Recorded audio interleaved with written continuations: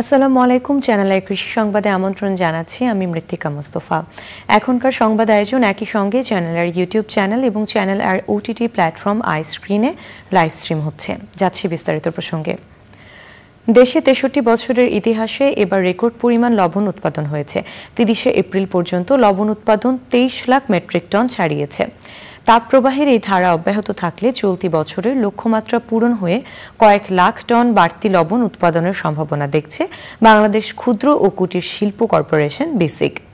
কক্সবাজার থেকে সরওয়ার আজম মানিকের পাঠানো তথ্য নুরুল আলমের ভিডিও চিত্রে মাসুর শাকিলের রিপোর্ট।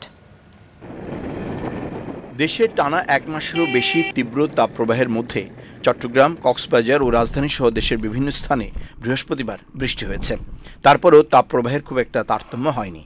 তবে দেশের একমাত্র লবণ উৎপাদন এলাকা কক্সবাজার ও চট্টগ্রামের বাঁশখালী উপকূলে তীব্র তাপপ্রবাহ আশীর্বাদ হয়ে এসেছে। মৌসুমের শেষ পর্যায়ে প্রতিদিন গড়ে ৩৫,০০০ মেট্রিক টন লবণ উৎপাদন হচ্ছে। গরমের কারণে আমরা আগে 10 দিনের মাথা তুলতাম, এখন গরম যখন বেশি পড়তেছে আমরা 3 দিনের ভিতরে তুলতে পারছি লবণ। 7 দিন বাবা আমরা বেড়ে তুললো লবণ টানি টানি ঠলায় ফেলায়। আমরা খুব লবণ তুলছি। আগে একবার নুন কুচাইতে লাগতো 7 দিন মতো, এখন 3 দিনে লবণগুলো উৎপাদন হয়েছে। বিসিক বলছে গত 2022-23 মৌসুমে দেশে লবণ উৎপাদন হয়েছিল 22,32,890 মেট্রিক টন। এবার 30 এপ্রিল পর্যন্ত চলতি মৌসুমে লবণ উৎপাদন হয়েছে 23 লাখ মেট্রিক টনেরও বেশি। গড়ে আপনার প্রায় 37-38,000 মেট্রিক টন করে উৎপাদন হচ্ছে। গত বছর আমরা এরকম একটা সিজন পেয়েছিলাম 10 দিন 15 দিনের জন্য, সেই সময়ও কিন্তু কাছাকাছি ছিল উৎপাদন 35,000-34,000 মেট্রিক টন। এবছর একটু বাড়তি, কারণ এবছর আপনার সিজনটা প্রলম্বিত, প্লাস আপনার আমাদের জমির পরিমাণ কিন্তু এবছর বৃদ্ধি পেয়েছে 1900 একরের বেশি।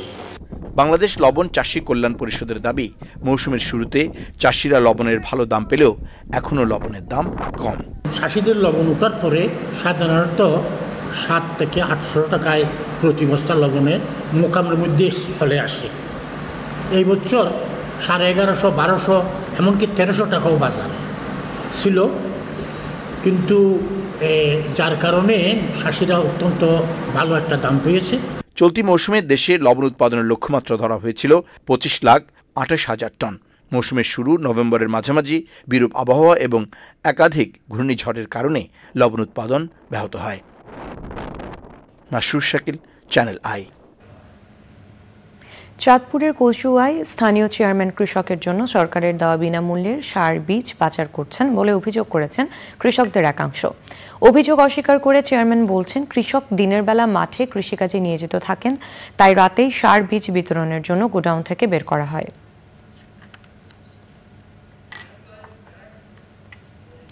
চ্যানেলের কৃষি সংবাদের আজকের আয়োজন এই পর্যন্ত। পরবর্তী সংবাদ আয়োজনে আমন্ত্রণ জানিয়ে শেষ করছি। ধন্যবাদ সবাইকে।